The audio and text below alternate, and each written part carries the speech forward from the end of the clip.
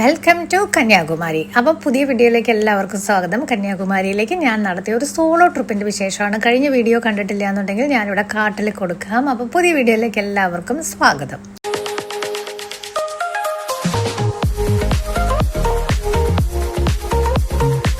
കന്യാകുമാരി എന്ന് പറയുമ്പോഴത്തേക്ക് നമുക്ക് എല്ലാവരുടെ മനസ്സിലേക്ക് വരുന്നത് സൂര്യോദയമാണല്ലേ. അപ്പോൾ ആ സൂര്യോദയം കാണാനായിട്ടാണ് ഇപ്പം ഇങ്ങനെ പോയോണ്ടിരിക്കുന്നത്.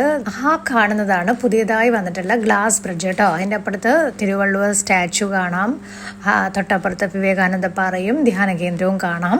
അപ്പോൾ ഇതൊക്കെയാണ്, ഇതൊരു വെളിച്ചം വരുന്നതിന് മുമ്പുള്ള ഒരു കാഴ്ചയാണ്. അതിനുശേഷം കുറച്ച് വെളിച്ചം വന്നതിന് ശേഷമുള്ള ഒരു വിഷ്വലാണ് നിങ്ങളിപ്പോൾ കാണുന്നത്. കുറേ പേരുണ്ട് കേട്ടോ സൺറൈസ് കാണാനായിട്ട് ഇങ്ങനെ നിൽക്കുന്നു. ഇങ്ങനെ നിന്നുകൊണ്ടിരിക്കുമ്പോഴാണ് പെട്ടെന്ന് അടുത്ത് വന്നിട്ട് ഒരാൾ എവിടുന്ന് ആ സ്ഥലം, എവിടെയാ വീട് എന്നൊക്കെ ചോദിച്ചത്. അപ്പം അങ്ങനെ പരിചയപ്പെട്ടപ്പോൾ പുള്ളി കുറച്ച് ഹിന്ദി, അതായത് ഒരു ഫാമിലി, ആ ഹിന്ദിക്കാരെ കൊണ്ട് വന്നതാണ്. ഡ്രൈവറാണ് പുള്ളി. അപ്പോൾ കുറേ കാര്യങ്ങൾ ഇങ്ങനെ പറഞ്ഞു. പുള്ളി അവിടുത്തുകാരൻ തന്നെയാണ്. നമ്മൾ തനിയാണെന്ന് പറയുമ്പോഴത്തേക്ക് നമ്മളുടെ അടുത്ത് കുറച്ചും കൂടെ വിശേഷങ്ങൾ ചോദിക്കാനും കുറച്ചും കൂടെ കാര്യമായിട്ടുള്ള പരിചയപ്പെടലൊക്കെ ഉണ്ടാവുമല്ലോ.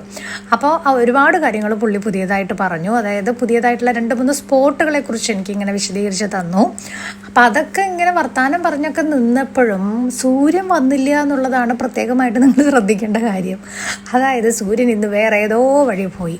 കുറച്ച് നേരം നമ്മളവിടെ അങ്ങനെ വെയിറ്റ് ചെയ്തു, വരുന്നത് കാണുന്നില്ല. പിന്നെ അത്യാവശ്യം നല്ല ഒരു വിശപ്പിൻ്റെ വിളിയൊക്കെ വന്നതുകൊണ്ട് അത്രയും നേരം ക്ഷമിക്കാനുള്ള ഒരു സാഹചര്യമായിരുന്നില്ല. അപ്പം അതുകൊണ്ട് സൂര്യൻ വരാത്തതിൻ്റെ പരിഭവം ഞാനിങ്ങനെ പറയായിരുന്നു. മൊത്തം നോയ്സ് ആയിരുന്നു, ഞാൻ മൈക്ക് വയ്ക്കാത്തതുകൊണ്ട്. അപ്പം അതുകൊണ്ട് ഞാൻ ആ വോയിസ് കട്ട് ചെയ്തത്. ഒരുപാട് ഫോറിനേഴ്സ് ഉണ്ട് കേട്ടോ, അതൊക്കെ കാണുന്നുണ്ടോ, അത് ഏത് രാജ്യക്കാരാണെന്നൊരു പിടിയില്ല. എന്തായാലും ഫോറിനേഴ്സാണ്.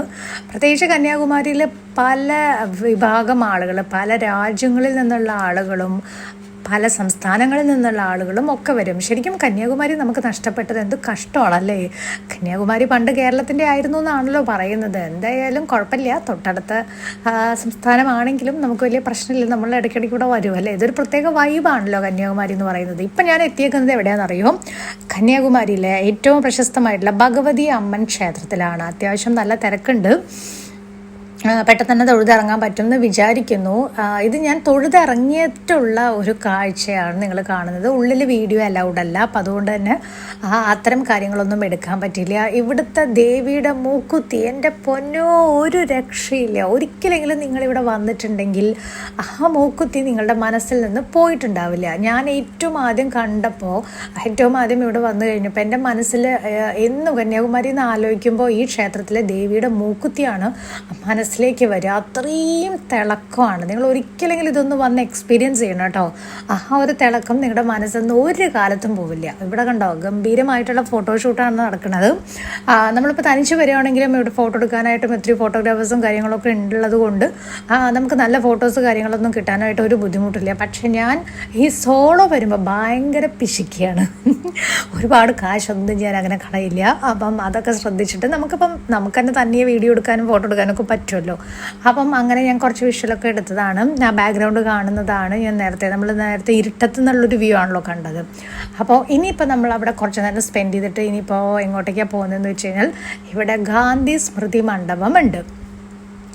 അപ്പോൾ അതൊന്ന് കാണാൻ വേണ്ടിയിട്ടാണ് പോകുന്നത്. ഞാൻ ഇതുവരെ വന്നിട്ട് ശരിക്കും പറഞ്ഞാൽ ഇതിൻ്റെ ഉള്ളിലേക്ക് വന്നിട്ടില്ല. അപ്പോൾ അതിൻ്റെ ഒരു ഗേറ്റ് കടന്ന് നമ്മൾ ഉള്ളിലേക്ക് വരുമ്പോഴത്തേക്ക് ഇവിടെ സുനാമിയിൽ പെട്ട് മരണമടഞ്ഞ അവർക്ക് വേണ്ടിയിട്ടുള്ള ഒരു സ്മരണാർത്ഥം ഇങ്ങനൊരു ചെറിയൊരു സംഭവം ഇവിടെ ചെയ്തു വെച്ചിട്ടുണ്ട്. ഇതൊരു പാർക്ക് പോലെയാണ്. അവർക്കുള്ള ഒരു ആദരവ് പോലെ ഇങ്ങനൊരു സംഭവം ചെയ്തു വെച്ചിട്ടുണ്ട്. വലിയൊരു ബോർഡും കാര്യങ്ങളൊക്കെ വെച്ചിട്ട്.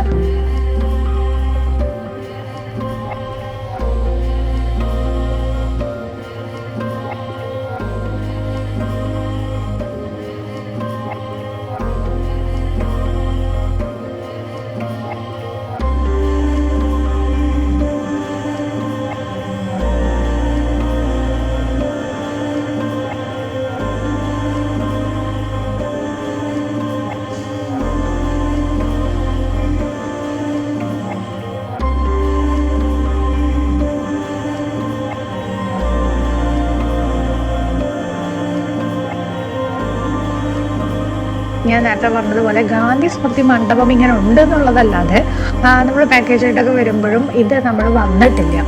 അപ്പം ഞാൻ വിചാരിച്ചു എന്തായാലും നമ്മൾ തനിച്ചാകുമ്പോഴത്തേക്ക് കുറേ അധികം സമയമുണ്ട്. ഇന്ന് വൈകുന്നേരമാണ് എനിക്ക് തിരിച്ച് ട്രെയിനുള്ളത്. അപ്പം എന്തായാലും നോക്കാം ഇതിൻ്റെ ഉള്ളിലെ കാഴ്ചകൾ.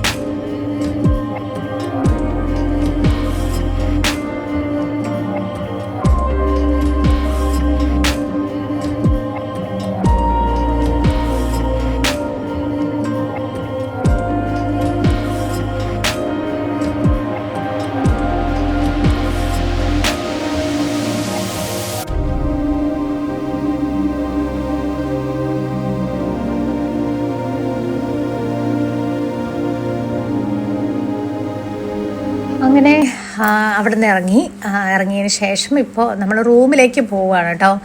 റൂമിലേക്ക് പോയി കുറച്ച് നേരം റെസ്റ്റ് എടുത്ത് ഭക്ഷണമൊക്കെ ഉച്ചയ്ക്ക് കഴിച്ചതിന് ശേഷം ഞാൻ വീണ്ടും ഇറങ്ങിക്കഴിഞ്ഞിട്ട് അടുത്ത പരിപാടി എന്താണെന്ന് വെച്ച് കഴിഞ്ഞാൽ, ഞാൻ തുടക്കം പറഞ്ഞില്ലേ ഒരാളെ പരിചയപ്പെട്ടു, പുള്ളി 2-3 കാര്യങ്ങളൊക്കെ പറഞ്ഞു തന്നിട്ടുണ്ടെന്ന്. കന്യാകുമാരിയിലും ഒരു തിരുപ്പതി ക്ഷേത്രമുണ്ട് എന്നുള്ളത് അതൊരു പുതിയ അറിവായിരുന്നു. അപ്പോൾ തീർച്ചയായിട്ടും അതൊന്ന് വന്ന് കാണണമല്ലോ. കാരണം തിരുപ്പതി ആന്ധ്രയിൽ പോവാതെ തന്നെ നമുക്ക് തിരുപ്പതി ക്ഷേത്രത്തിൽ വരാൻ പറ്റുക എന്ന് പറയുന്നത് ഒരു നല്ല കാര്യമല്ലേ. പറഞ്ഞു കേട്ടപ്പോൾ ഞാൻ വിചാരിച്ചത് ഒരു ചെറിയ ക്ഷേത്രമായിരിക്കും എന്നാണ്. പക്ഷേ ഇതൊരു സംഭവം തന്നെയാണ് കേട്ടോ. അതായത് തിരുപ്പതി ദേവസ്ഥാനത്തിൻ്റെ തന്നെ അവരുടെ തന്നെ ക്ഷേത്രമാണ്. അവർ തന്നെ പണി കഴിപ്പിച്ചിട്ടുള്ള ക്ഷേത്രം. ഏകദേശം 5 വർഷങ്ങൾക്ക് മുമ്പാണ് ഇത് പണി കഴിപ്പിച്ചത്. 22 കോടി രൂപ ചെലവിലാണ് ഇത് പണിതത്. അപ്പം അതായത് തിരുപ്പതി ക്ഷേത്രത്തിൻ്റെ അതേ സമയത്തുള്ള പൂജയും അതേ പൂജ ആചാരങ്ങളും ഒക്കെയാണ് എന്നാണ് പറഞ്ഞത്. അപ്പം അതുകൊണ്ട് തന്നെ ഇവിടെ എന്താ പറയുക, തിരുപ്പതിയിൽ പോയിട്ട് പ്രാർത്ഥിക്കാൻ പറ്റാത്തവരും അല്ലെങ്കിൽ അത് ടിക്കറ്റ് എടുത്ത് ഒരുപാട് നാൾ കാത്തിരുന്ന് അങ്ങനെ പോകാൻ പറ്റാത്തവർക്കൊക്കെ ഇതൊരു നല്ല ഓപ്ഷനാണ് എന്ന് എനിക്ക് തോന്നുന്നു.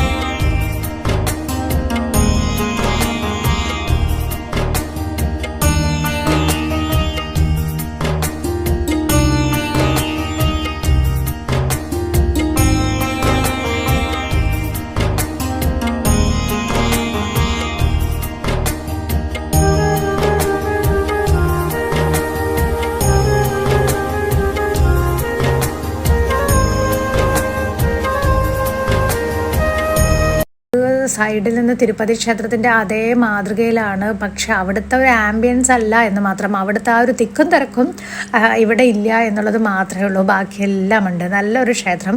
എനിക്ക് തോന്നുന്നു തിരുപ്പതിയിൽ പോകാൻ പറ്റാത്തവർ, ഒരുപാട് നാളായിട്ട് ടിക്കറ്റ് എടുത്ത് കാത്തു നിൽക്കുന്ന ഒത്തിരി പേര്, അങ്ങനെയൊക്കെ ഉള്ളവർക്ക് തീർച്ചയായിട്ടും ഇതൊരു ബദൽ ഓപ്ഷനാണ്. കാരണം അവിടെ പോയി കാണാൻ പറ്റാത്തവർക്ക് സെയിം ഇവിടെ അതേ പൂജകളും വഴിപാടും ഒക്കെ ആയിട്ട് അതേപോലെ തന്നെ വിഗ്രഹവും നമുക്ക് തോന്നും കേട്ടോ. ആ ഒരു വലുപ്പത്തിൽ തന്നെ നമുക്കിവിടെ തിരുപ്പതി ബാലാജിനെ കാണാൻ പറ്റും. അതിനുശേഷം ഞാനിവിടെ വേറൊരു ക്ഷേത്രത്തിലും കൂടെ വന്നു. ഇതൊരു ശിവക്ഷേത്രമാണ്. അപ്പം ഇതിൻ്റെ ഉള്ളിലും വീഡിയോ ഒന്നും എടുക്കാൻ പറ്റാത്തതുകൊണ്ട് ഞാൻ ജസ്റ്റ് ആ ഒരു എൻട്രി മാത്രമേ കാണിക്കുന്നുള്ളൂ.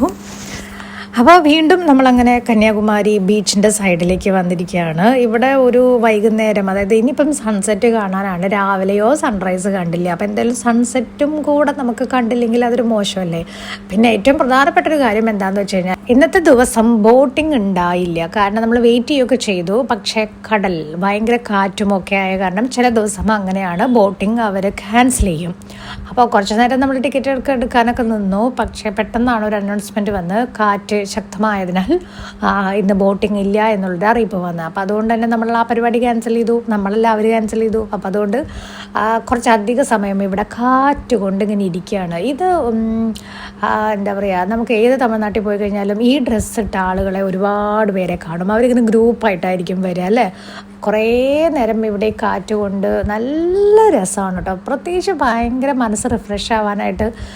നിങ്ങൾക്കിപ്പം തനിച്ചു വരികയാണെന്നുണ്ടെങ്കിലും ഇങ്ങോട്ട് വരാം. തനിച്ചു വരുമ്പോൾ പ്രത്യേകം ശ്രദ്ധിക്കേണ്ട കാര്യം റൂം കിട്ടില്ല എന്നുള്ളതാണ്. അപ്പോൾ അത് പ്രത്യേകം പറയുക. ഒരു ഫ്രണ്ടിനെങ്കിലും കൂട്ടിയിട്ട് നിങ്ങൾ വരിക, നിങ്ങൾക്ക് ശരിക്കും ഇത് ഇഷ്ടപ്പെടും. അത്രയും ഇതാണ് ഇവിടുത്തെ കൽമണ്ഡപം. ഭയങ്കര കാമായിട്ടുള്ള ഒരു പ്ലേസാണ് കേട്ടോ. ഇവിടെ ഇരുന്ന് കഴിഞ്ഞിട്ടുണ്ടെങ്കിൽ നമുക്ക് ഇങ്ങനെ എന്താ പറയുക, ഒരുപാട് നല്ല ചിന്തകളും ഒരു പ്രത്യേക ഒരു എനർജി ഫീൽ ചെയ്യും. പിന്നെ ഇവിടുത്തെ ഒരു പ്രത്യേകത, അതായത് ഇന്ത്യൻ മഹാസമുദ്രം, ബംഗാൾ ഉൾക്കടൽ, അറബിക്കടൽ, ഇത് മൂന്നും സംഗമിക്കുന്ന ആ ഒരു വലിയ സ്ഥലം കൂടെയാണ്. അപ്പോൾ അതുകൊണ്ടൊക്കെ തന്നെ ആയിരിക്കും ഇതിൻ്റെ ഇത്രയും ഒരു പോസിറ്റീവ് വൈബ് നമുക്ക് കിട്ടുന്നത്.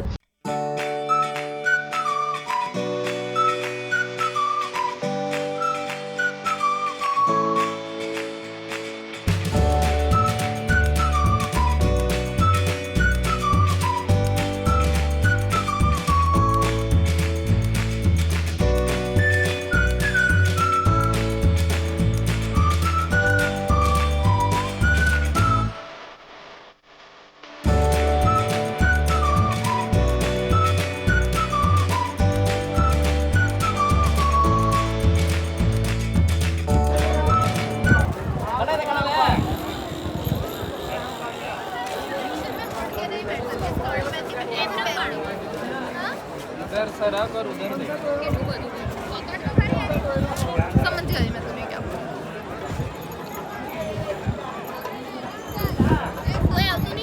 ഇതൊരു വല്ലാത്ത കാഴ്ചയാണ്, പ്രത്യേകിച്ച് ഈവനിങ്. പിന്നെ ഒരുപാട് എന്താ പറയുക ആളുകളുണ്ടായിരുന്നു. എത്ര ആളുകളുണ്ടെങ്കിലും ഈ സൺസെറ്റ് കാണാനായിട്ട് നമുക്കൊരു തിക്കും തിരക്കോ അല്ലെങ്കിൽ ഒരു കാണാത്ത പ്രശ്നമോ അങ്ങനെയൊന്നും ഇല്ലല്ലോ. അപ്പോൾ അതുകൊണ്ട് തന്നെ നന്ന രസമായിട്ട് അത് കണ്ടു. കുറച്ച് നേരം വീഡിയോ ഒന്നും എടുക്കാണ്ട് തന്നെ ഒരുപാട് നേരം അത് എൻജോയ് ചെയ്ത് നിന്നു. പിന്നെ കുറച്ച് ഷോപ്പിംഗ് പരിപാടികളുമായിട്ട് ഇങ്ങനത്തെ കന്യാകുമാരി എന്ന് പറയുമ്പോഴത്തേക്കും മനസ്സിലേക്ക് ആദ്യം വരുന്നത് ഈ ഷെല്ലുകളാണ്. ഇതെന്തൊരു രസമാണ്. ഈ ഒരു ഷോപ്പാണെന്നുണ്ടെങ്കിൽ ഒന്നും പറയാനില്ല കേട്ടോ. ഇതിൻ്റെ മാത്രം ഷോപ്പാണ്. ഒരുപാട് ഗിഫ്റ്റ് കൊടുക്കാൻ പറ്റുന്ന ഐറ്റംസും കാര്യങ്ങളും എല്ലാം ഇവിടെയുണ്ട്. അപ്പോൾ അതൊക്കെ നമ്മൾ കുറച്ച് നേരം കണ്ട് ആസ്വദിച്ച് അങ്ങനെ ഈ ഒരു വീഡിയോ ഞാനിവിടെ വൈൻഡപ്പ് ചെയ്യാണ്. അപ്പം പുതിയ കാഴ്ചകളും വിശേഷങ്ങളുമായിട്ട് അടുത്ത വീഡിയോയിൽ കാണാം. അതുവരെ ബൈ.